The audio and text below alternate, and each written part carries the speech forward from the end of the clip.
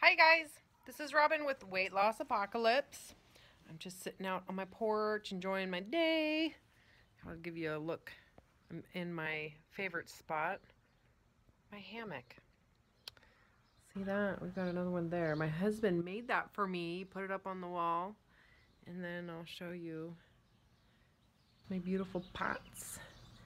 Kind of in the corner here so no one can see me, so I people watch and look at my pot. Sometimes I get some hummingbirds in those pots, which is kind of fun. And yeah, I'm definitely an outdoor living person.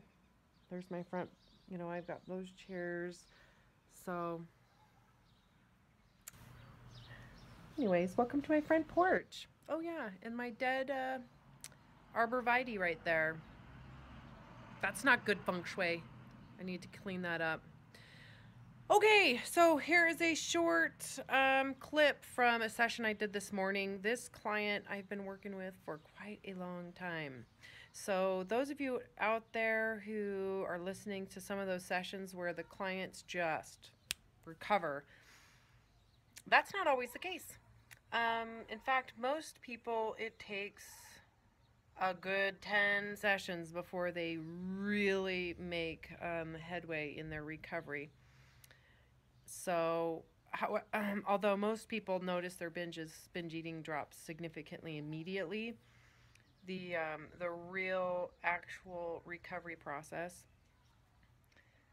it takes some work. And so, this client and I are talking about how, just the simple things like ordering from a menu, how different life is after you recover, where before you would take forever to scour the menu, or it would take nothing because you would just look at the soup and salad section and you would only eat that. And so the difference now with this client, her being that she could actually go through and order what sounded right, and it had nothing to do with, the content of how the food was made and if the food was good or bad for her.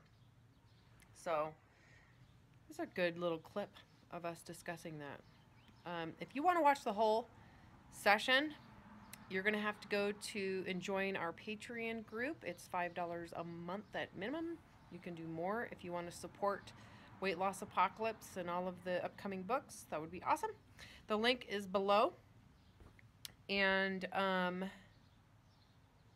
if you want to work with me and you want to get to where this client is, I'd be more than happy to do that. You're going to need to go to the website, fill in an information request form. That link is below as well. I usually get back to people within 24 hours. So, all right, enjoy. Okay, you're just going to go through the entire menu. And I just went through each section. Nope, I'm not hungry for chicken. Nope, I'm not hungry for shrimp.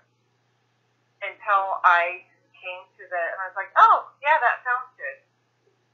Yeah, that's how I do it. It took me a long time to decide what I was going to eat. I used to get so irritated with everybody for taking so long to choose what they were going to eat. Because I was like, how hard is it? Just pick a food. What sounds good? Just do it. Your choices are limited because you got yourself on this crazy safe food. Yeah, restrictions where you're only eating the soup and vegetables. And you're like, can I get that without the bun? Can I get that without the bread? Can I get that without this? Yeah, I remember that. I remember going out to eat and constantly having to talk to the wait staff to ask what's in it, what's it fried in. And everybody I would be with who was normal would be like, really? Yeah. But I had to do it because I had so many issues that if I didn't do it, I would have a complete breakdown in the middle of a meal. Because it was so stressful and caused so much anxiety that I had to literally dissect what was in everything and change everything to be like, I only want this, I can only have that. And again, it's now that you're out of that, isn't it incredible the amount of labor and misery that people go through to be healthy?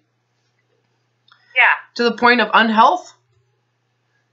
Yeah, it's and we stopped by Orange Leaf after we ate, and like, we were over an hour from home. And normally I would have thought, I don't care how full I am, I'm going to eat orange leaf because I might not get it again for a long time. And we pulled up, and I was like, there's no way, I can't even take a bite of it. And so my husband said, are you going in? I said, no, I'm staying here. How do you feel about this whole process? If you had to do an interview about this process, what would your recap be? My recap? Mm-hmm. That plunking down the money at first was a huge decision. Mm-hmm. That I was in so much misery that I was just, this was like a last-ditch effort. And then going through the process was painful at times and frustrating, but now coming out on the other side, it's like I can actually live my life. I don't have to be a victim. And there's still like things at work that happen, or like last week I had some angst listening to everybody in their diet stuff, and I had to just really set in it and say, Michelle, what do you want?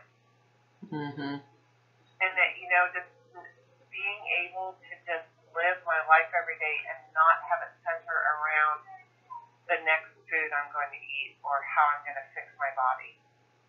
It's just amazing. Well, the reason why it's so amazing is because you're fully aware of how impossible it felt before. It feels like it's part. It's it's almost like this is an appendage that you carry with you, and there's no there's no like process when you're in the need to be thin and hating of the body, and as your body's getting bigger and it's confirming the need to be thinner, and it just is it's like being sucked down into an avalanche that it feels like there's no choice. This is the way it's got to be. And you're a slave. It's like an indentured servant, and you're a slave to this need to be healthy and need to be thinner in such a way that it is like life and death. Like, this is my survival. I survive through thinnerness and healthiness, and it's who I am, and it's what keeps me. It's like it's a weird feeling of this is what keeps me thriving, right? All along, you're having these binge eating issues as a consequence, which is promoting this need to restrict food. So it's almost, again, it's like an avalanche between the need to control your food because you're over consuming and you think you're fat. It all starts from the body image, right? Right. The need to restrict, the impulse to eat, promoting the need to restrict, the impulse to eat, and it's this horrible, horrible, horrible vortex, right? That's just like a black hole. Right. Black hole. And when you're in it, it's so miserable. People loathe it. They hate it. They wish they could get free from it. They believe that by being thinner or by losing the weight, that will be their freedom. But ultimately, that thought in and of itself is the black hole. Yep. And then, so by the time, I mean, there's a reason why eating disorders have such a high morbidity rate, and the degree of suicide incidence in eating disorders is massive. It's understandable, right? Now that you're on the outside, but to get here is miraculous from that position. It really is. But yet at the same time, it's so easy. When you look at what you have to do to get here, there's nothing. You do nothing except for surrender to your fatness. Exactly. Surrender to the fatness. I have to do that with everybody.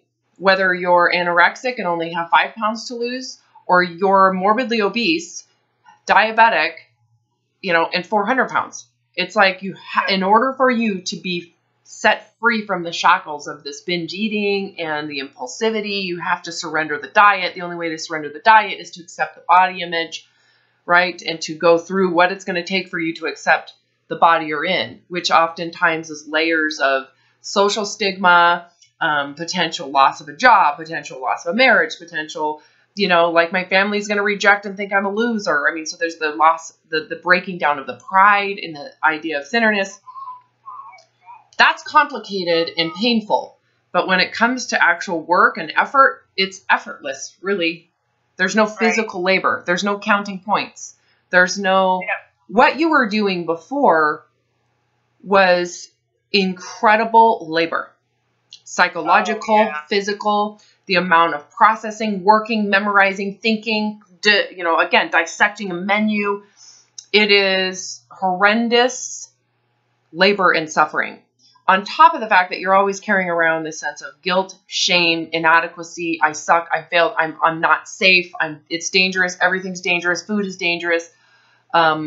Anytime you're around someone who's thinner than you, there's feelings of I'm horrible. It's just inhumane burden for anybody to have to live with.